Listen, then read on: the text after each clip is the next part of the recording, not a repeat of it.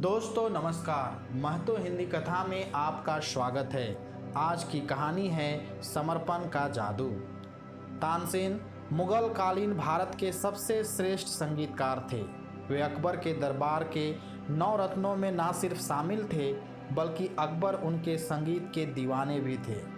एक दिन संध्या समय ऐसे ही अकबर व तानसेन बैठे हुए थे कि अकबर ने तानसेन की तारीफ करते हुए कहा, तानसेन, मैं नहीं मानता कि तुमसा संगीतकार कोई कभी पैदा हुआ होगा या भविष्य में कोई पैदा होगा।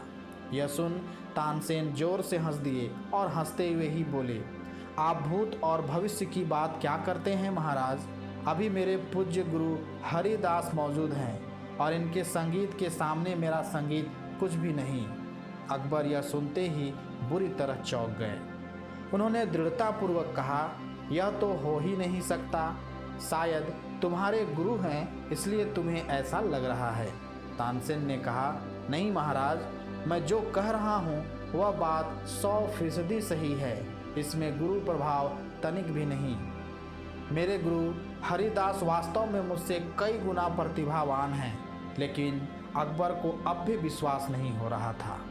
सो उन्होंने तत्क्षण तानसेन से कहा, ठीक है, तो उन्हें दरबार में बुला लाओ, मैं उनका संगीत सुनना चाहता हूँ। तानसेन ने हंसते हुए कहा, वे दरबार में कभी नहीं आएंगे। उनका संगीत सुनना हो तो हमें ही उनके वहाँ जाना पड़ेगा। अब अकबर तो कला प्रेमी थे। वे तुरंत तानसेन के साथ हरिदास के घर जाने को निकल पड़े। जैसे ही घर के निकट पहुँचे, तानसेन ने कहा, हम यहाँ बागड़ में छिप जाते हैं, देखते हैं वे कब राग छेड़ते हैं। अकबर बोले, अरे हम यहाँ इंतज़ार क्यों करें, तुम जाकर उनसे कह दो कि महाराज स्वयं पधारे हैं और आपका संगीत सुनना चाहते हैं। तानसेन ने कहा, यह नहीं हो सकता महाराज, उन्हें आपके आने जाने से कोई फर्क नहीं पड़ने वाला। वे तो अपनी मर्जी से अपने समय पर ही राग छेड़ेंगे। अब तो और कुछ किया नहीं जा सकता था।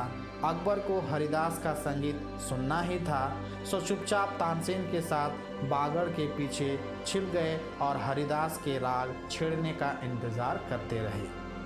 उधर मध्य रात्रि को हरिदास ने आलाप छेड़ा और छेड़ा तो ऐसा छेड़ा कि अकबर स्तब्ध रह गए।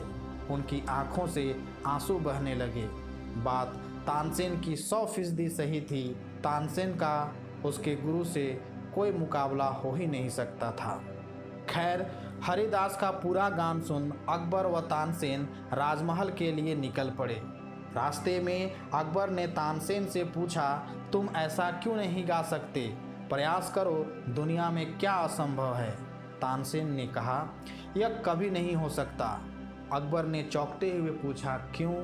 तानसेन ने कहा, बात प्रतिभा या प्रयास की है ही नहीं, क्योंकि मैं दरबार में आपकी जी हुजूरी में गाता हूँ। मुझ में गुरु वाली बात आ ही नहीं सकती। मनुष्य जो कार्य अपनी मस्ती में और सिर्फ अपने लिए करता है, उसकी बात ही अलग होती है।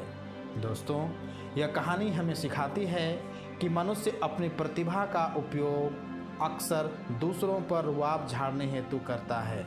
मनुष्य प्रयास भी सम्मान और समृद्धि पाने हेतु ही करता है, लेकिन वह भूल जाता है कि इन सब चक्करों में उसकी वास्तविक प्रतिभा ढक जाती है। यह ध्यान रखने योग्य बात है कि जिन्होंने भी ऐतिहासिक सफलता पाई है, उन्होंने अपनी प्रतिभा अपनी मस्ती हेतु अपने पे ही निछावर करके पाई है, और इस कारण उनकी प्रतिभा कुछ ऐसी निखरी कि पूरे विश्व ने उनकी प्रतिभा को सलाम किया। सो आप में भी प्रतिभा है तो डूब जाओ, उसी का आनंद लो, उसी में झूमो।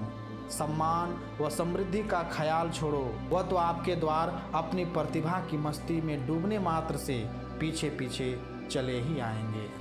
दोस्तों, अगर आपको कहानी अच्छी लगी हो तो प्लीज़ लाइक, शेयर और कमेंट करें। साथ ही चैनल को सब्सक्राइब भी कर ले ताकि और भी अच्छी अच्छी कहानियाँ मैं आपके लिए लाता रहूँ। धन्यवाद।